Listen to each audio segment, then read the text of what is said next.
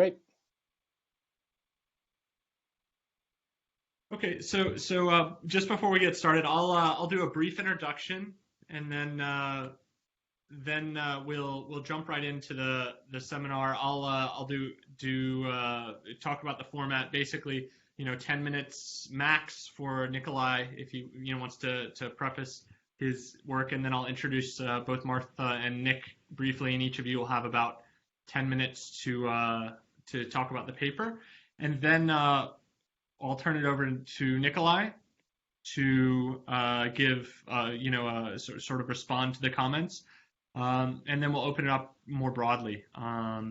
So sound good to everybody? Yeah, I should need exactly 10 minutes and 5 seconds or so.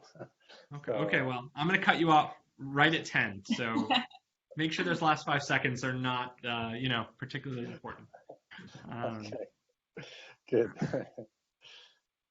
Great. All right, well, my watch says it's 6 o'clock, which means it's probably 3 p.m. where you're at, Nikolai, and Nick and Martha, I'm assuming it's 10 a.m. where you guys are. So let's get this show on the road. We've got an hour for this rendition of the African Politics Conference Group online colloquium. This is our second, what will hopefully be monthly session.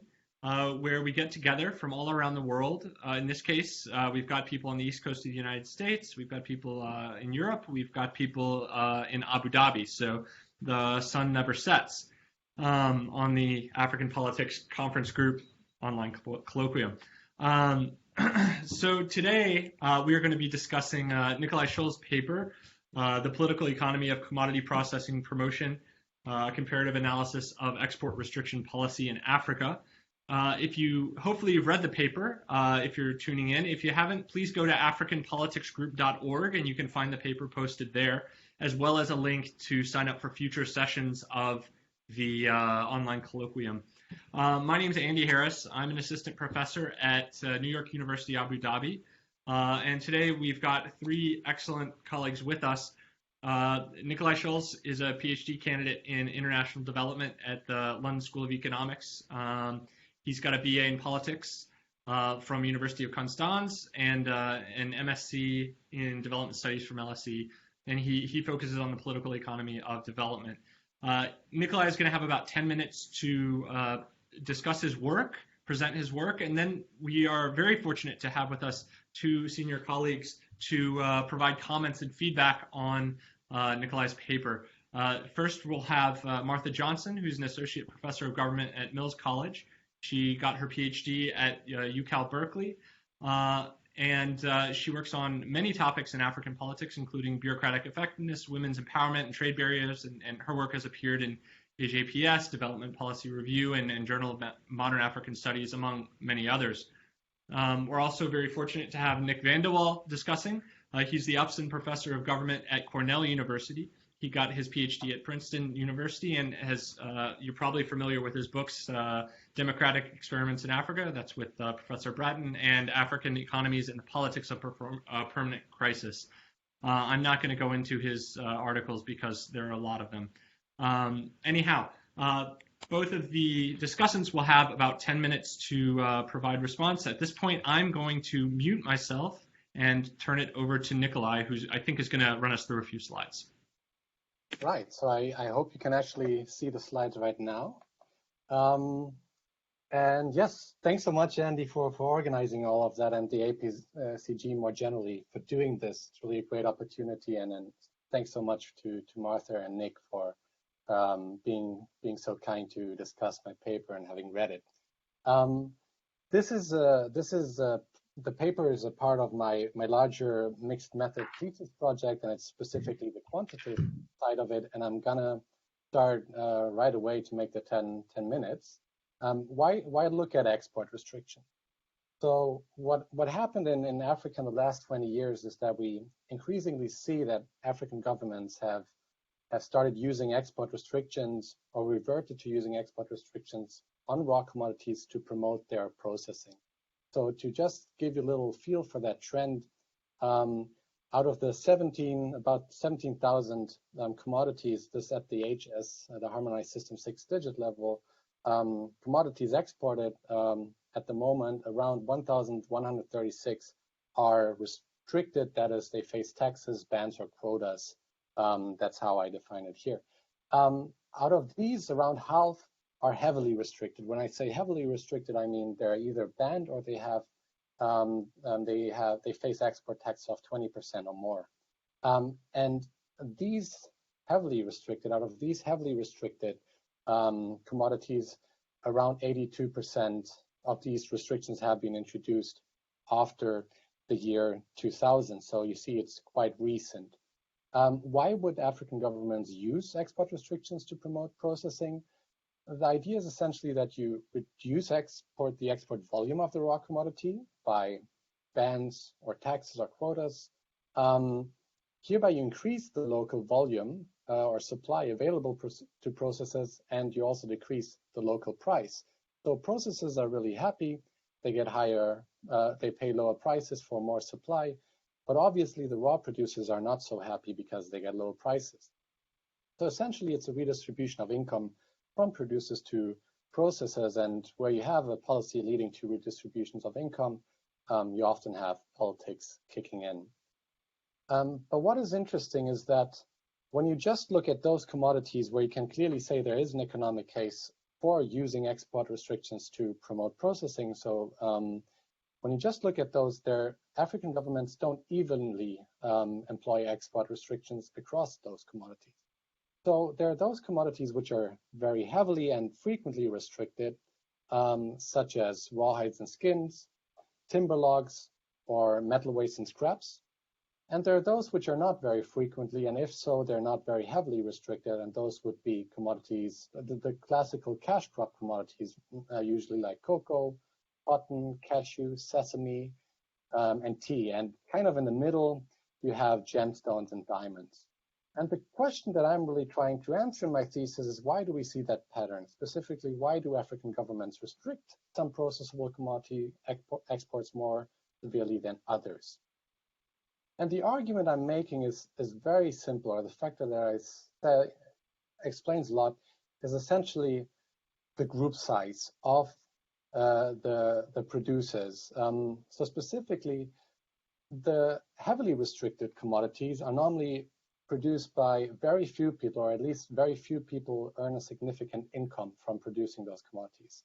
Whereas the not so heavily restricted commodities are produced by often hundreds of thousands to millions of producers. And why should that matter? What I say is that African governments seek for political survival, and what they don't want to do is antagonize powerful groups. But rather than saying that power is just the result of wealth or political connection or being from the same ethnicity, I say that actually being many can be an important source of disruptive power. This could occur in democracies via the ballot box, via elections, but also outside of democracies via large-scale protests or economic disruption. Some people might ask, but don't large groups normally have a collective action problem? They do, I think they do, so I agree with Olson, but in the case of export restriction, this can be overcome by two factors. On the one hand, the high stakes. So export restrictions massively reduce the prices, as I mentioned, of raw commodities, and very directly. So the case of a cashew ban in 2016 in Ghana is a nice illustration where the government put a ban on raw cashew nuts, and within the same day, the price for raw cashew nuts decreased by 40%. So very high stakes. But the second important point is that producers are not the only losers from an export restriction. There's also the traders who also lose out, and traders have much lower collective action problems.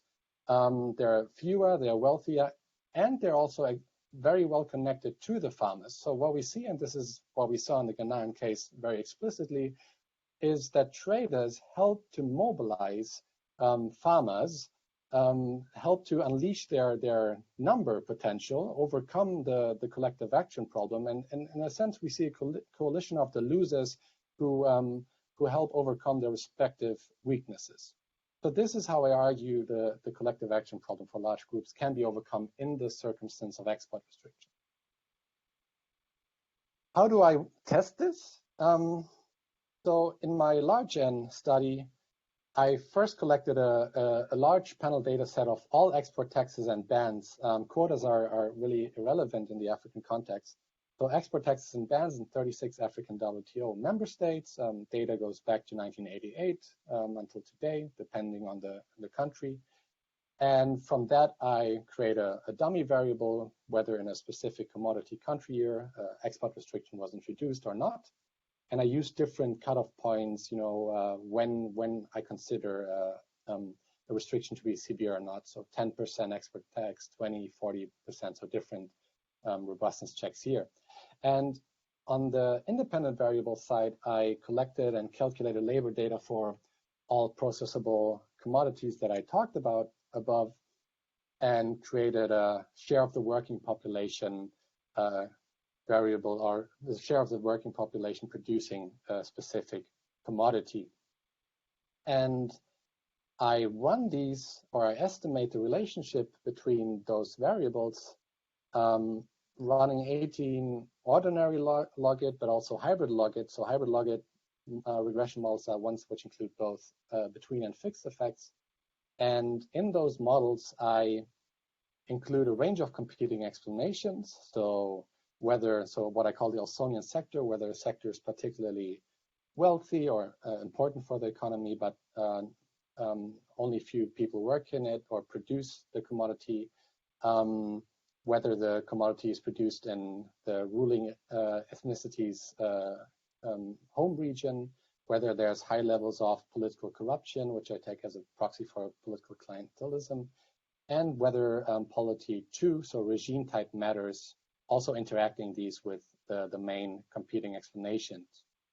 And I also include a range of control variables on the commodity, country commodity level, the export share, the market power, the tariff escalation, the sunk costs that a commodity faces, as well as on a national level, the GDP per capita, the value added of industry, the importance of ODA, and the government ideology.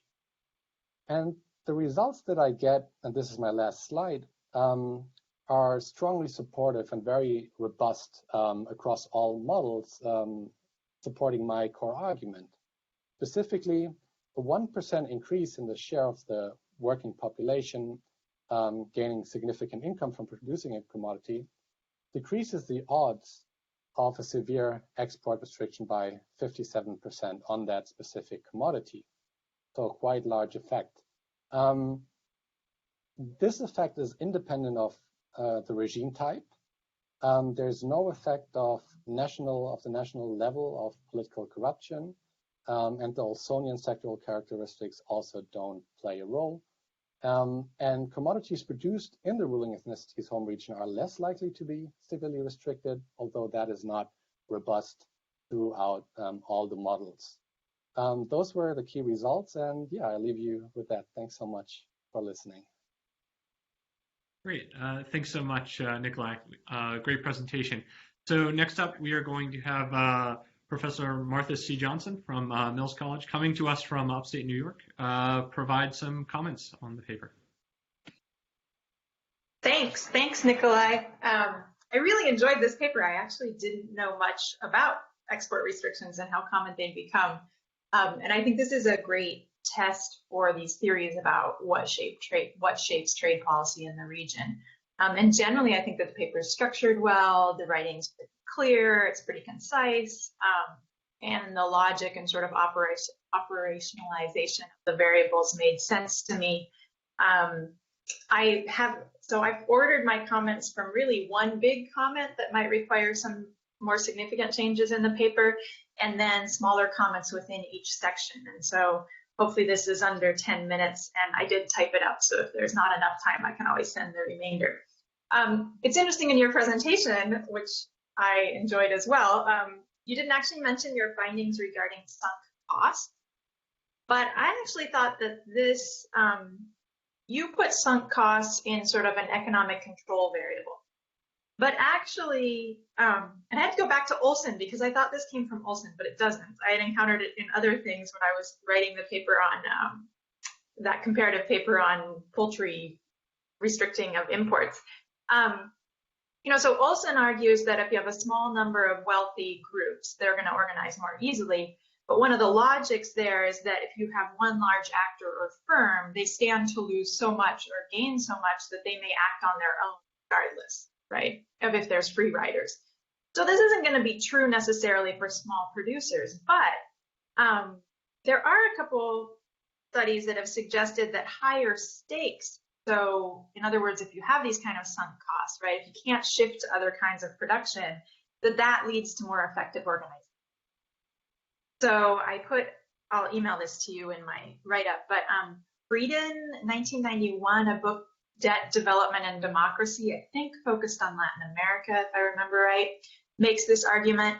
And then Kiefer has a paper, and you can get it through the World Bank, where he really summarizes this point.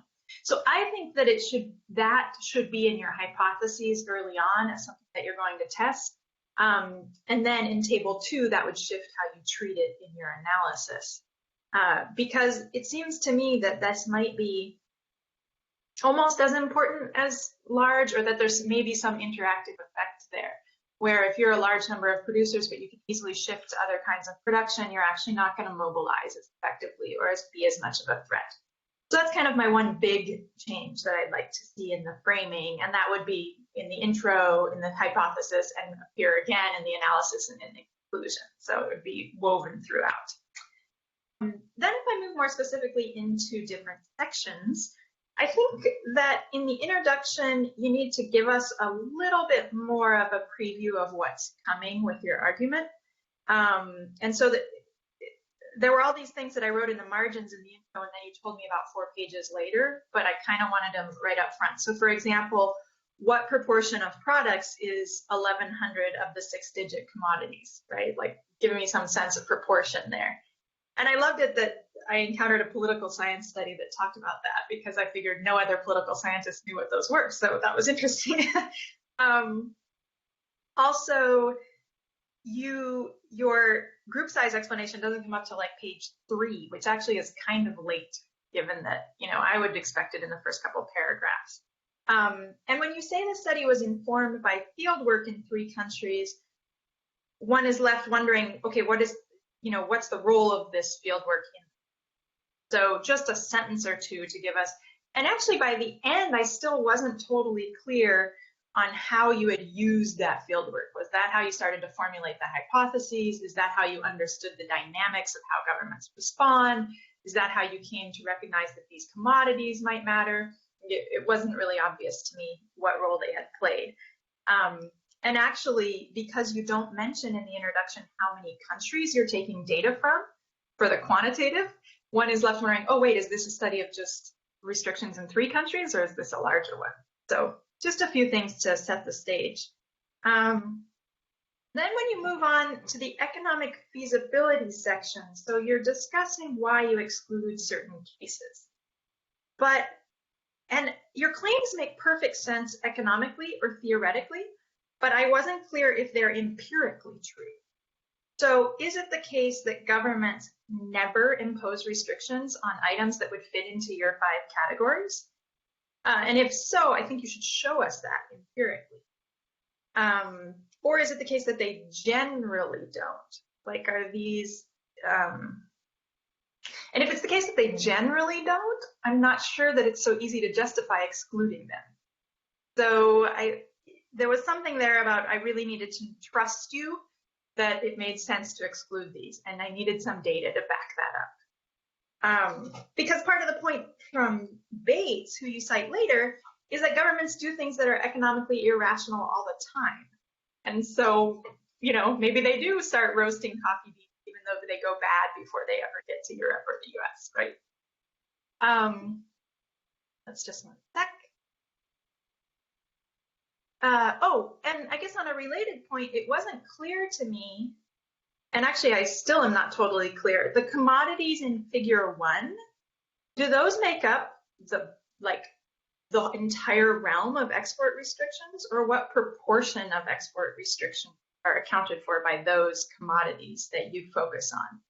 Basically, I guess I wasn't totally clear. Are you saying that once you exclude all of the economically irrational ones that never get restrictions, you're only left with these, or was there some other justification for focusing on these ones? So I do think you need a proportion of overall export restrictions. What proportion is made up of these commodities in figure 1? Okay, then moving on to the next section, the politics of survival and interest groups. This was a great refresher for me, having gone through that a few years ago, but not having thought about it much lately. So for most of the hypotheses, you apply them in sub-Saharan Africa. But actually for your first one, the protection for sale hypothesis, you don't do that at all. You don't mention at all how that might apply in Africa specifically. So I think it might be more interesting to your reader if you adapted that discussion a little bit. So one example would be, what would a small wealthy group of producers or processors or traders look like? Like what would be the signs of what you'd be looking for in sub-Saharan Africa? I also think that early on, actually maybe you could even do this in the introduction, but it takes a while for you to tell us why traders matter. Like I think it's really late in there, right? It's halfway through the paper that we get to that. But I think you need to make the case quite early on that traders are being lumped in with processors, but they have these other advantages in terms of collective organizing. So I would put that earlier. Maybe you want to put that even potentially under the sort of protection for sale hypothesis even, that they would be a little bit more like that. So anyway, need that earlier. And it's also possible, and you do need to make the case a little more strongly, that traders really lose out when you impose export restrictions potentially, because if you have very few of them, they might just redirect. They might still be in demand to supply to local producers, or local processors. So it's worth emphasizing that. When you move on to talk about institutions in this section, you spend a lot of time talking about it broadly, how economists or political economists think of it. I would actually shorten that a lot and kind of jump into the Africa-specific application. Hypothesis 5, I think, is a little complicated right now. I think you could just make it about democracy's impact. You don't need the two parts to it. And then nowhere in this section do you talk about actors who are pushing for export. So I think it's probably too much to test any kind of hypotheses around that, but you do need to mention it because the people you cite are interested in relative interest group influence. So it's how as well as this side of the fight organized, and how well is this side organized. So some mention of who might be pushing for restrictions, how wealthy or numerous they are, whether they might be co-ethnics with the president. You could put this here, or you could put this in the conclusion, but it does need to be in the paper somewhere, because it's not just, they're not in a vacuum. They're against some other side that has certain interest group attributes. Okay. Then your argument about the power of large groups, I think it's a strong argument. I think you lay it out well. I like your case examples.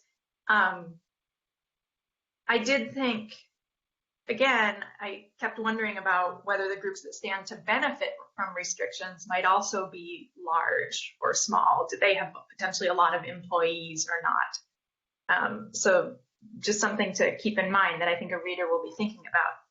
Minor point, you use this example from Ethiopia, and you say that they wouldn't want to impose restrictions on coffee, let's say. But actually, that's a terrible example because you used it before by telling us coffee, you couldn't restrict coffee anyway. So getting to my point of, does anybody ever try to restrict those ones that it wouldn't make sense to restrict?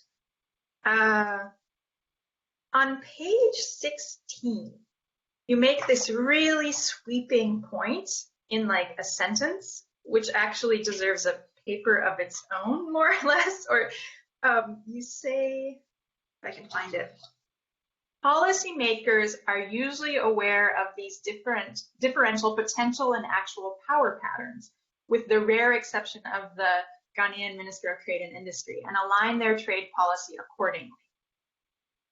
So that's something you would have to actually show us at a sort of micro level, right?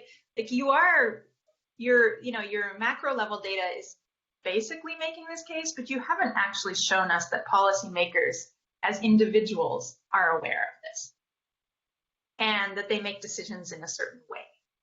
So if you have interview kind of evidence that you want to use to back that up, fine, that would be great. But if not, I would actually kind of take it out and put it maybe in the conclusion. These findings suggest that policymakers take these things into account, but you haven't actually necessarily shown us what's going on in the head of policy. And I also thought, this Ghanaian Minister of Trade, maybe they were clueless, or maybe they had other things motivating them. And so they underestimated potentially organizational capacity. They probably weren't totally oblivious to it. They probably just had other reasons driving them. So anyway, I would be careful with that and go either way you want to go. I mean, I think it could be really interesting if you had more evidence from your field work about these calculations and what's, maybe what people in these positions have said about why they didn't impose barriers. But if not, I would just make that something. Yes, move it all the way. I got 1 minute? Okay. Okay, let me jump ahead then. My main thing about your data and estimations is that it was not very clear to me in your discussion what of all of your sources, what provided time series data and what didn't provide time series data, and what years would have been included or not. So like your harvest choice data that's really recent, does that actually go back to 88, or does that mean data on different years? It made it hard to trust your data sources because I was like, sometimes is he extrapolating and other times that we actually have data. And I liked the way you came up with commodity population share, but I think you need to briefly state that production methods never shifted terribly considerably. That's how, because if production methods shifted a lot, then suddenly the population share could drop dramatically in producing the same output. So just to confirm that over 25 years, there weren't major improvements in how things were produced in Africa, which is pretty depressing, actually, if you think about it. But anyway, okay, what do I want to do with my last 50 seconds? I think, let me jump to for the findings. Yeah, you can just see what I wrote out here. It's not that important. I think you can really, take some of my comments to expand the conclusion, adding this discussion of sunk costs, really noting what you haven't done and what someone else could do moving forward. It feels a little short and quick right now. But overall, I really enjoyed the paper, and I don't think you need to make major changes in the structure or argument. I think these are pretty small points. So thank you. Thank you so much, Martha, for your comments. Now I'm going to turn it over to Nick Vanderwall. Nick, the floor is yours for the next 10 minutes or so. Okay, great. Thank you very much. And thank you, Andy and Natalie, for putting this together and inviting me. I think I agree, by the way, with a lot of what Martha's just said, and I was trying to delete some of my comments to not be too repetitive. I think this is a very interesting paper. It's very ambitious from an empirical basis, with a lot of ingenious use of data and a provocative claim on a very topical issue, which is the dynamics of industrial policy in Africa. Industrial policy is back sort of on the agenda, and so it's great that there's that Nikolai's producing work on this issue. In general, I think political economy work in Africa is to be encouraged because it's really virtually disappeared from the agenda over the last 20 years. I have a couple comments and questions on purely sort of empirical clarification. This is a lot of where it overlaps with what Martha said. And then I have 2 or 3 more substantive, bigger comments. You know, in this type of exercise, first of all, on the clarification side, in this type of exercise, the devil is in the details. And I wondered about a number of the choices made by Nikolai, you know, in the data analysis. I too wondered whether basically we're talking about 11 commodities and the other 1,000 or 1,200 whatever commodities exported by Africa are not included in the data set.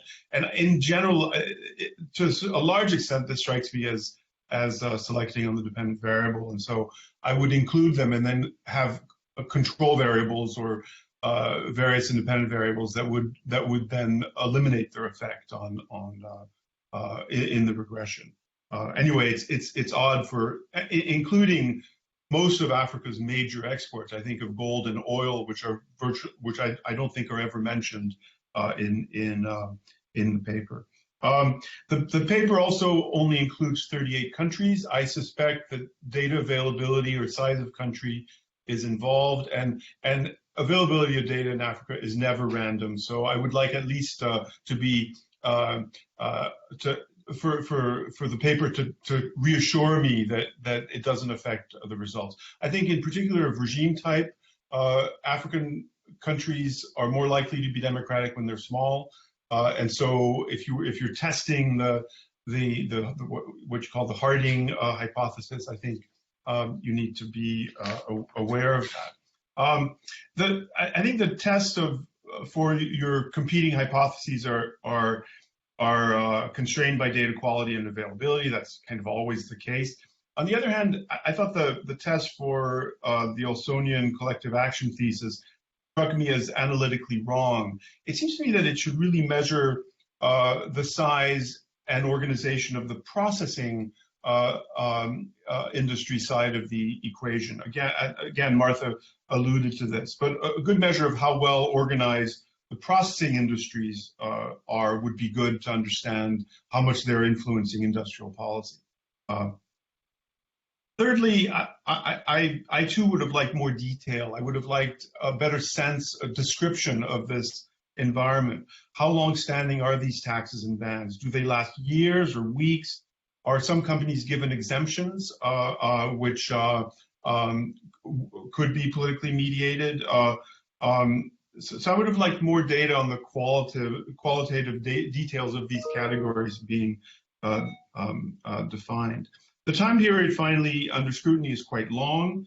I'm not completely confident and would like to be reassured that the estimated effects are homogeneous across the time period, because after all, the policy priorities have dramatically changed since 1988. China's become a big player, notably on the industrial side. The growth trajectory has really changed.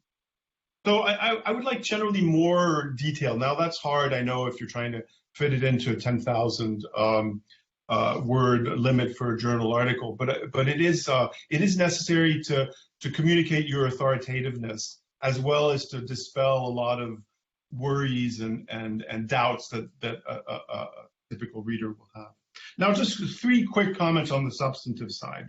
The paper's thesis is that is this kind of majoritarian argument that where there's a large number of agricultural producers, a large share of the population, it's going to be politically powerful. Okay, there's something very intuitive about this finding and appealing. But if Nikolai is right, and if he thinks this is a general argument, it's pretty devastating for political science.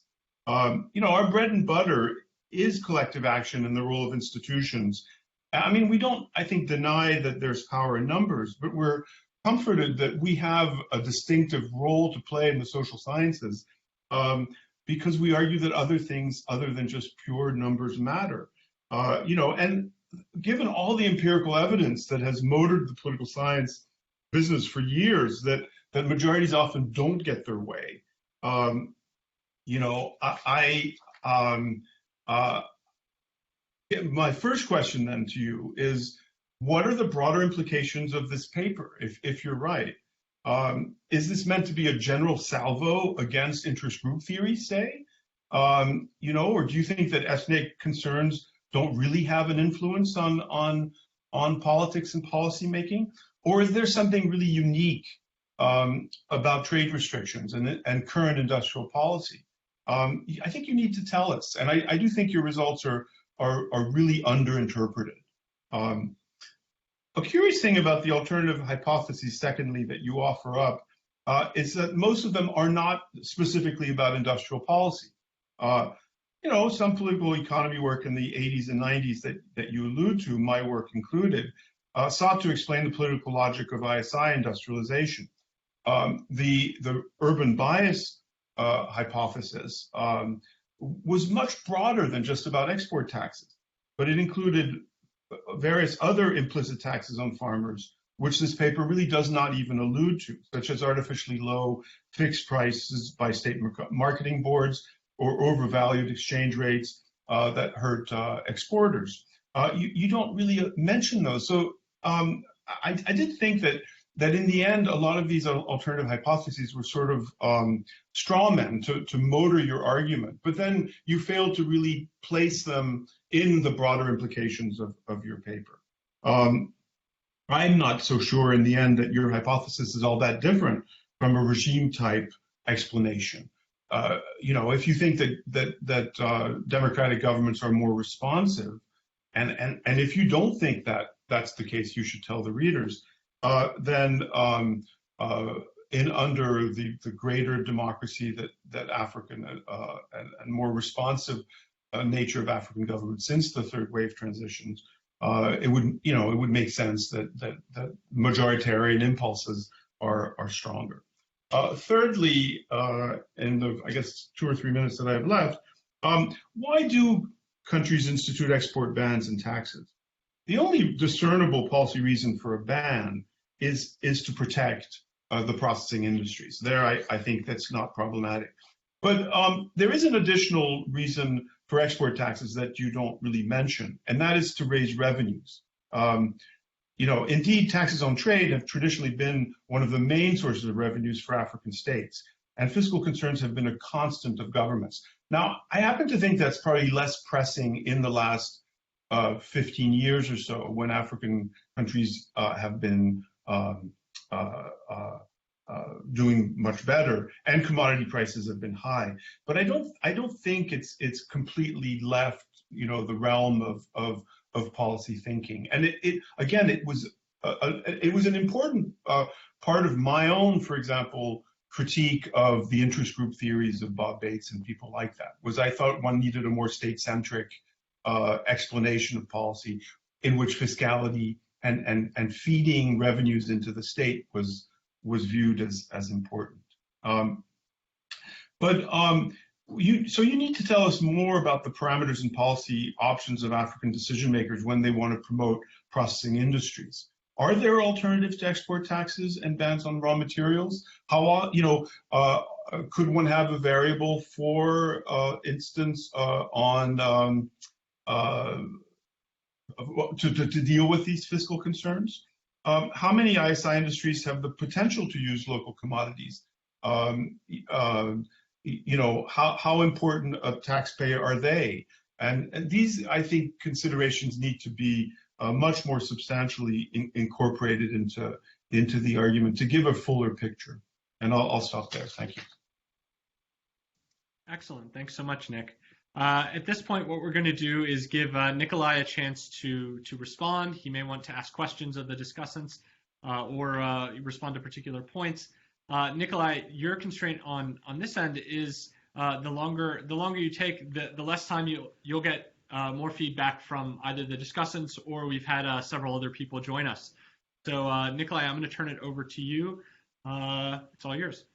Yeah, I'm just going to choose some bigger points, I assume. Thanks so much for the feedback. Really fantastic points. And I thought about a lot of them, and I discussed them at length in an original paper that Andy saw at another workshop. But I've added a lot in the data. I originally had a cross-sectional data set. I made a panel, and it's kind of that was eating up quite. And that original paper was 13,000 words long, and I had to cut a lot. But that being said, I'll start with Martha's big comments on the sunk cost. Yeah, that's actually a variable that I got that from Macmillan, who wrote a paper on that in 2001.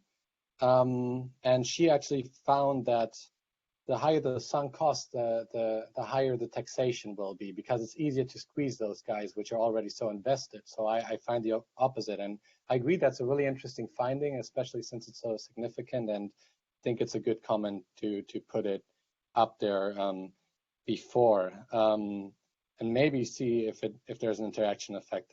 That being said, Macmillan was her construction of the variable was much more sophisticated than in my case. I might have to see if I can do better. Yeah, thanks a lot for, yeah, I definitely have to make the intro stronger, bring the argument earlier, or in many cases bring the arguments earlier. The role of the fieldwork, yeah, this is something, I mean, fieldwork was very much what informed this. It was, the Ghana case was something that actually very inductively motivated this research project. And fieldwork has been key in identifying what are processable commodities or where export restrictions make sense. So I looked at over a dozen commodities to just see where does it make sense, and much more than a dozen, and then narrowed it down. So I looked at oil in Ghana as well, as Nick mentioned, and I looked a lot into gold in Tanzania. The thing is, those are all commodities where, as oil I mentioned in the paper, the state controls both the processing and the production. It really doesn't make sense to put an export restriction if you have the complete control. Gold is really no feasibility. To build a refining plant would cost more than $500 million and would require more than 1/3 of Tanzanian energy, and still it wouldn't be nearly competitive. They wouldn't sell 1 bar of gold probably at the prices they would to be profitable. And I could probably write and I maybe will write another article about that, but it's tough to fit all of that in. But yeah, I should maybe mention some of those. But yeah, fieldwork has been key in informing this. And really, I did all of my fieldwork before writing this paper. So it's not the classical Lieberman kind of nested analysis, but I did do most of my research before, and I should write that more clearly. Yeah, and the economic feasibility, more generally, Martha said that I should show more clearly that the commodities that I then don't analyze in my research, that they are actually not restricted much, and they aren't. And this is something I showed in that original Wagape paper. The commodities that I cut out they're almost never restricted. So sometimes some taxes, which could be expected, but the severe export restrictions you would see if processing were to be promoted is virtually zero. And I can show that, and I should show that I agree. Just to one clarification. So with these 17,000 commodities, and then later on it's maybe 2,000. So the 17,000 are this is the HS6 commodity level. So what that does, for example, timber logs will be disaggregated into tropical timber logs, coniferous timber logs, non-coniferous timber logs. So this is really bloated up by the kind of way it's been done. I aggregate this. It's been a lot of work. I aggregate this because the labor numbers, you won't get labor numbers disaggregated by how many people produce tropical logs in Ghana, how many produce coniferous, and they all do the same stuff. So that's where I aggregate, and where this number then seems so much smaller.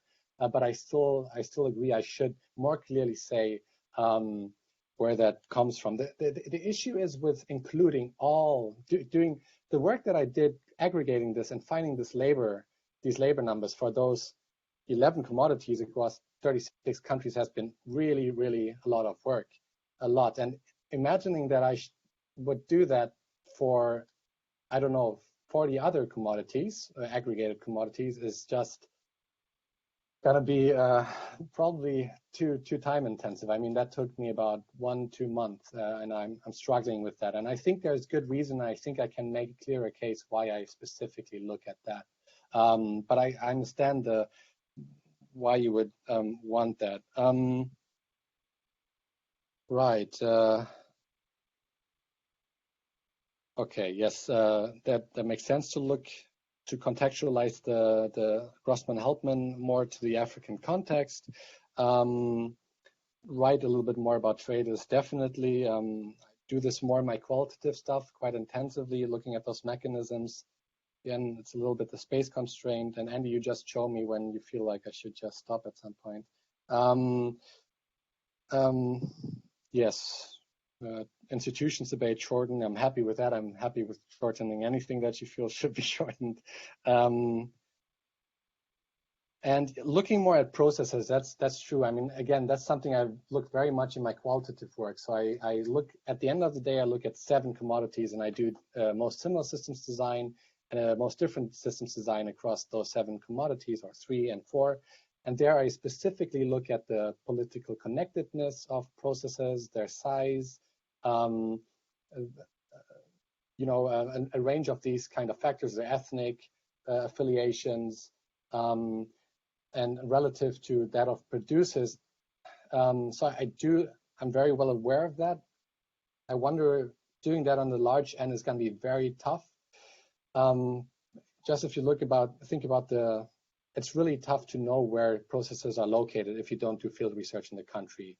That's not available as large end data. So for commodities, I can do that using those harvest choice numbers or so. And with processing, it's much harder. So I'll try to do my best there and do more, and at least acknowledge it more and write more about the logic there. But it's going to be tough to actually implement that in the large end. Yeah, with the time seriousness. So pretty much all of the data is really year by year data for all the time, except exactly that harvest choice. So good that you noticed that, Martha. It's that harvest choice data is from one point in time. I think it's 2007, and the locations of crop production and mining and whatnot. It's not only harvest choice. It's from a range of data, because I don't only have crop data. But these locations don't change a lot over time. But I think I should be clearer about that and take a little bit more care there. That makes sense. Let me go a little bit more towards Nick's points. Yeah, I think I talked a little bit about those 11 commodities versus several thousands. The countries, the 36 countries I chose are all WTO countries. And the reason for that is that the key source I have is the WTO trade policy reviews. And they're really the best source and the one that I find most credible. So I decided to just concentrate on WTO countries. Also to, in that sense, kind of holding constant any factor of not being part of the WTO or not. And yeah, and some of those, but some countries did not have, like Liberia did not have trade policy reviews yet, so that's why they're excluded. And yes, again, Ausonian argument, looking more at the processes, that makes sense. I think it makes sense to use the Ausonian argument for the producers as well, because we should ideally see diamond mines or something like that, where you have few producers but very wealthy, be less restricted. So that would make sense with producers as well, but the same argument does hold for processes. You're very right. Long taxes are, once they're introduced, they're barely ever taken back, or especially severe export restrictions. They're very, but yes, generally I should provide more evidence there. I have a lot of evidence on that. My data set is very detailed, and I have a lot of in-depth anecdotal evidence. Time effects, yeah, I do agree. Since I'm saying that you mentioned that the effects might not be homogeneous over time, and I do agree. I should test that. I should maybe split the sample to see, because I show that the trends are more recent. So I would assume the effect should be stronger in the last 10, 15 years. Yeah. Okay.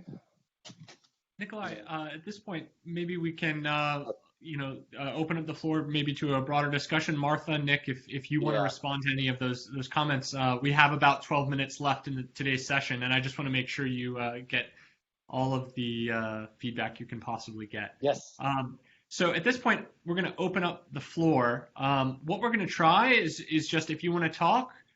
If indeed there's a traffic jam, I will probably mute everyone and then call on someone. The other point will be is if you don't have a microphone for some reason, we do have a chat feature probably on the right-hand side of your screen. If you want to type in a question there, we can try to address it that way. So at this, the floor is open.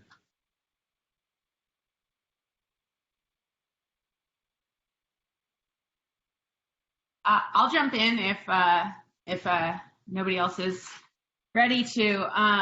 Nikolai, I really enjoyed reading this paper, and particularly the data collection is so rich. I can tell that you've done a lot of work on it, and it's, that it only took 2 months is kind of surprising. It sounds like there was a lot of work involved there. So I had a lot of comments, but I think Nick and Martha really covered most of them. So I want to sort of highlight two that they've both touched on, but I want to sort of hammer down a little bit more on, which is first hypothesis 4, or the Van der Waal hypothesis, if you will, which Nick mentioned.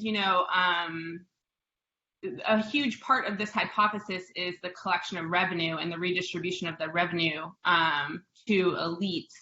And it seems to me, I'm not, I don't know a lot about export bans and things like that, but it seems to me that an export ban doesn't really create revenue, but it benefits producers.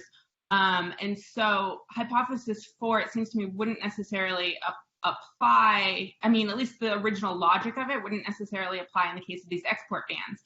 But your data isn't just export bans. It's also severe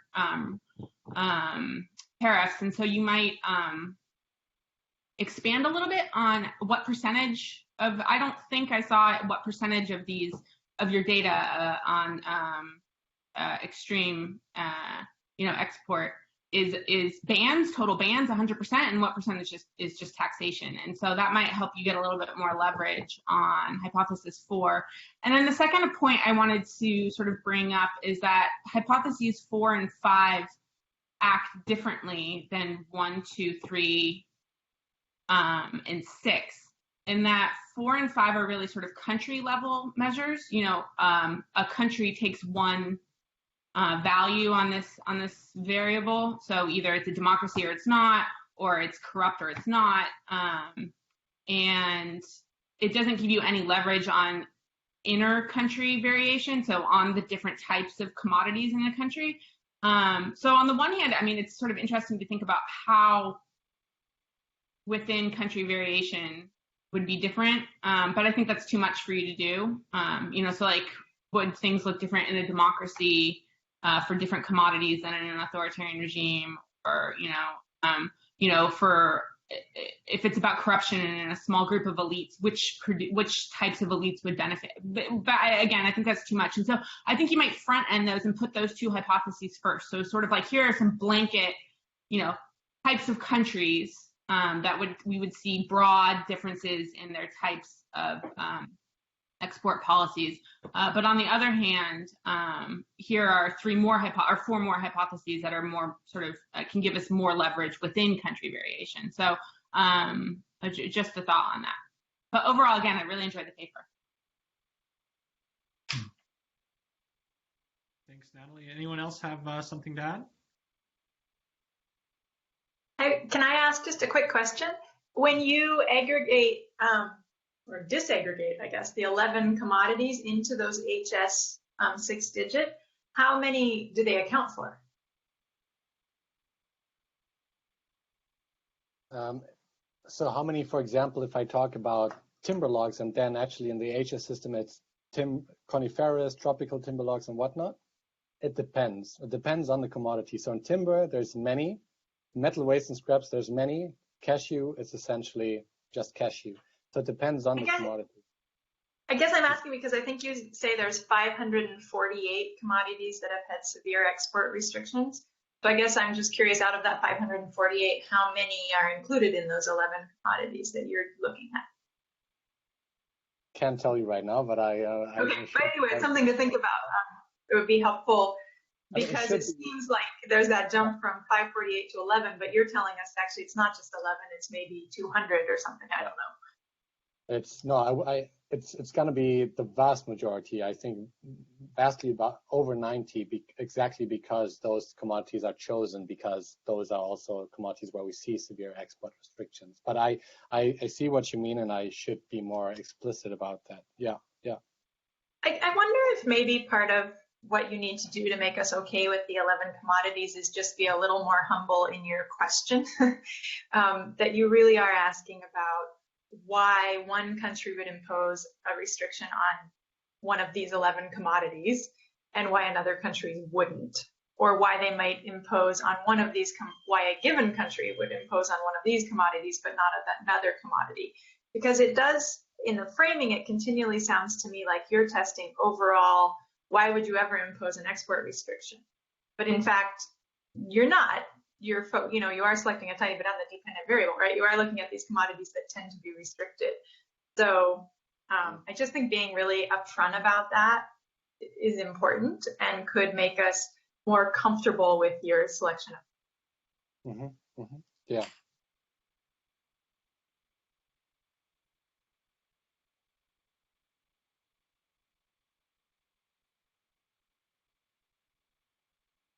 Nick, do you have something to go? I see a smile on your face. I'm happy to jump in with some comments. No, I'm just looking at all your faces. Like, you should talk, Andy. You haven't said a word yet.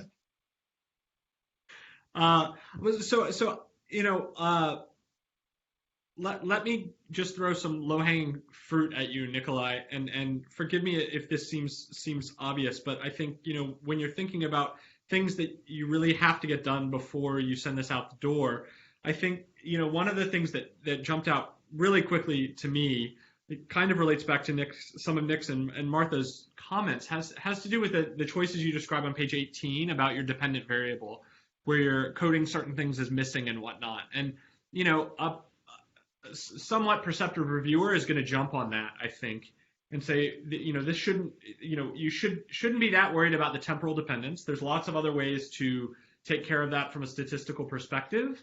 Encoding these things as missing is you're basically, one could argue, selecting on your dependent variable and dropping those observations. And I think, the other thing people will notice is the disparity between the n in table 1 for your dependent variable and the n number of observations when you get to table 2, right? So you need to be able to explain to us why that's the case and show us in the appendix that you get the same results if you, throw some common methodological fixes for that, like multiple imputation or something like that.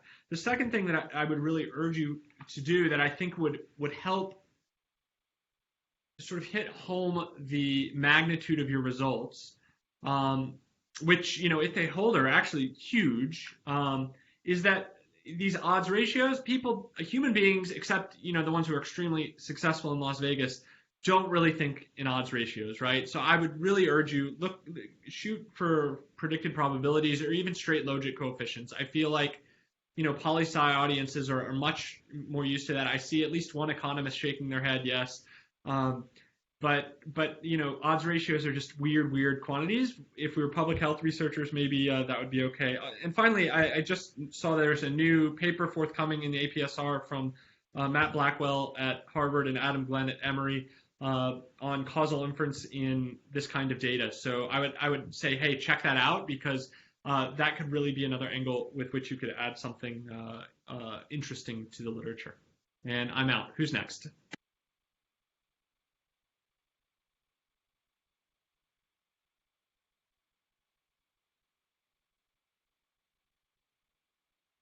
All right, Nikolai, we have about 2 minutes left. So if you have questions, comments, concerns, this is your time to make your voice known. Yeah, again, all excellent comments and questions. They all do make sense. I want to come back to one of the points Nick made regarding, what is the magnitude? What does that imply for political science? And I tried it in the presentation as well. I tried to say that this argument should be tested for other outcomes, right? So I don't discuss them, but using the agricultural distortions data set by Kim, so this World Bank, Kim Anderson. These kind of data should be tested, and the kind of data that Kimuli Kasara uses, should be tested. I'm not gonna hypothesize per se that it is going to hold. So and this is partly because I am saying export restrictions because of those two factors, the high stakes and the how traders are affected. It is to some extent probably maybe special to export restrictions, or that severity that is so transparent, right? Because I'm not saying that marketing boards, or that often these kind of commodities, these cash crops were heavily taxed in terms of marketing boards. But what happened is people didn't realize when a marketing board hit them, because it was there for ages. And when they increased the tax by 5%, 10% indirectly, those people couldn't know if it's a change in the world market prices. So export restrictions are a different beast. So I don't say all of that previous research is that's just wrong and whatnot. No, I'm not going there. So I should be clear at that, and I agree. I should make that much more clear and not say this is changing the whole debate at all. But it does add something. I think it does add that different policies can have different kind of levels of transparency as well. So I think that's maybe the last thing I'm going to say. Yeah, perhaps I don't know if that's the forum to ask, but where would you try to pitch this this kind of work? What would be your advice on that? I don't know, maybe Martha, Nick, and or Andy, if you want, or whoever, really. I don't hear you, Martha. Sorry. I think your microphone is still muted. Oh, thank you. We did find that AJPS is more open to publishing quantitative Africa studies. So you might think about that. But also, even I would think, depending on how the standard you get it up to, something like world development might be a possibility. So I would think about those two avenues. Okay, thanks. Great. Well, we are right at time, so I'm going to call the buzzer now. Thank you all for participating. Nick, Martha, we couldn't have done it without you. Nikolai, it's about time for you to go get a beer, I think, so congratulations. Just as a reminder to everyone, you can find this paper on africanpoliticsgroup.org. You can also find a place to sign up if you're interested in presenting a paper in a future online colloquium. We've got a current call open that will close on June 30th for colloquia that will take place in August, September, October, and November. So please circulate that to your students and your friends. Again, Martha, Nick, thanks. Natalie, thank you for joining us. Kate, Alexandra, good to see you as well. So thank you all, and this should be treated just like a standard seminar. So if you want to mill around afterwards, feel free. I'm going to stick around for a minute or two, and perhaps Nikolai will as too, in case anybody wants to close with any comments. But at that, thank you all so much. Thank you. Thank you for organizing, Andy. This was great. Thanks so much for organizing. Cheers, guys. Yeah. Well, yeah, thanks so I'm going much. to sign off, but thanks. We don't have another meeting to go to, but thanks very much for involving me. Nikolai, do I have your email address? I can send you. I mean, I typed out these comments. I'm happy to send them to you. Sure. Let me just choose you another email so you're very clear which is mine. Okay. I'll just send you one right away. Yeah, I'll send you, Nikolai, too, my written comments, and then, like I said, I had some stuff I'll put on that Word doc you sent me and send that over too. Okay, great. Thank you so much. Thanks, everybody. Nice. Yeah, cheers. Bye-bye. Natalie, we need to catch up at some point. Yeah. Natalie? I think she left. Oh, okay. I'll thanks very much. Bye-bye. Thanks, Nick. Thanks, Nick. Bye-bye.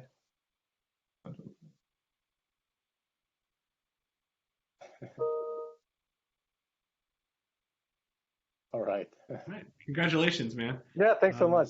Worked really well. Yeah. I mean, it's always when you get like these 20 questions to keep an overview where you stand with which questions to ask. It's because you're thinking at the same moment, and still struggle with that. But yeah, great. I mean, great stuff. They really had good feedback, and your points are also well taken. Yeah, into the temporal dependence, I have to look into that a little bit, because so my original kind of bachelor quantitative background was in Civil War studies, so Yeah. rare events, and they always seem to do that. That was always that case. That you would code all the, you would code those subsequent war years if you're interested in onset, as I am in kind of export restriction onset.